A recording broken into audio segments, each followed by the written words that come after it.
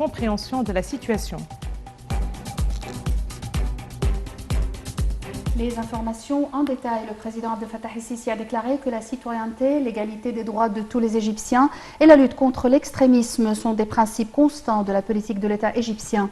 El-Sisi a fait cette déclaration en recevant les présidents des églises participant à l'Assemblée générale du Conseil des églises du Proche-Orient qui tient sa session au Caire. Selon le porte-parole de la présidence, Bassam Radi, le chef de l'État, a accueilli favorablement les participants à cette assemblée qui tient sa réunion en Égypte pour la première fois depuis sa fondation en 1968. El-Sisi a souligné que les chrétiens sont une partie intégrante de la société dans tous les pays arabes. Les participants à cette réunion se sont dit contents d'avoir visité l'Égypte, saluant son histoire et les efforts qu'elle déployait en faveur de la paix au Proche-Orient. Le président a examiné lors de cette rencontre les moyens de renforcer les relations entre le Conseil des églises du Proche-Orient et l'Égypte. El-Sisi a passé en revue, lors de cette réunion, les travaux de restauration des églises et des sites historiques chrétiens entrepris par l'Égypte. Le président Abdel Fattah el-Sisi s'est assuré que l'État égyptien tient à l'indépendance de la justice, y compris la justice administrative, vu son rôle majeur pour la sécurité et la paix dans la société. Ces déclarations ont été faites lors de la rencontre du chef de l'État avec les présidents et les représentants des conseils d'État et des cours administratives suprêmes africaines actuellement en Égypte pour participer à l'établissement à l'Union des conseils d'État africains à l'occasion de la jubilé, de jubilé de diamant du Conseil de l'État égyptien. Le président ici s'est affirmé que la constitution égyptienne garantit l'indépendance de la justice et interdit toute interférence au pouvoir judiciaire.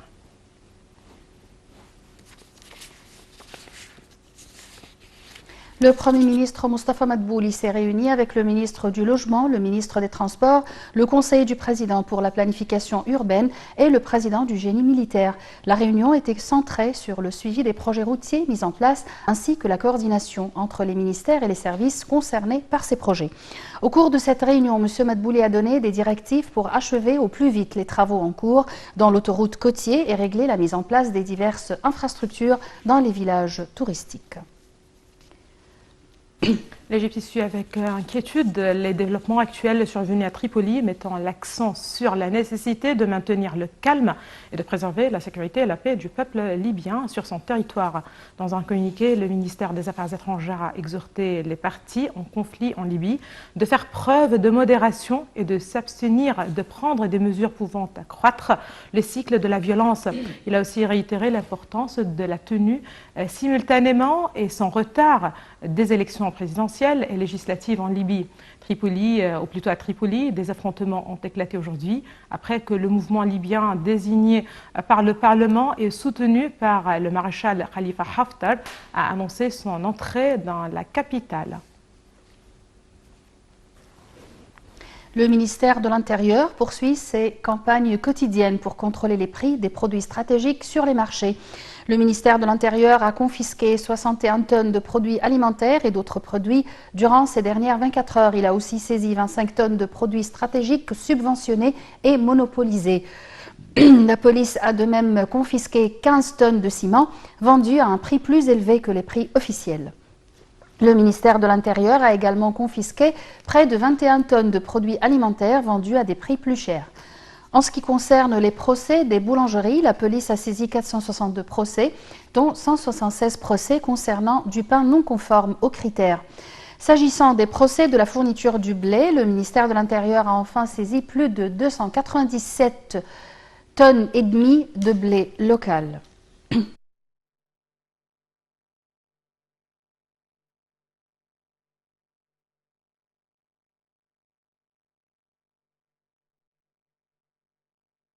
Le général d'armée Mohamed Zaki, commandant général des forces armées et ministre de la Défense et de la production militaire, a assisté à la phase principale du projet de mobilisation des centres de commandement Semoud 1. La phase principale de ce projet est lancée par le commandement des forces de l'Est du Canal pour la lutte contre le terrorisme.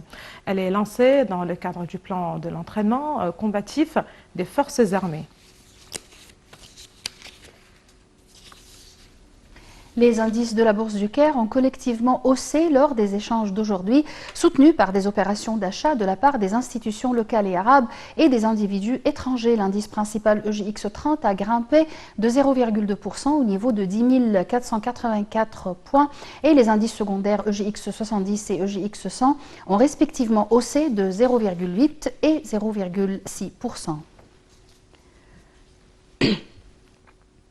Dans les territoires occupés, des dizaines de Palestiniens ont été blessés, d'autres arrêtés la nuit dernière lors d'affrontements avec la police israélienne à Jérusalem-Est, en marge des funérailles d'un Palestinien qui avait été blessé sur l'esplanade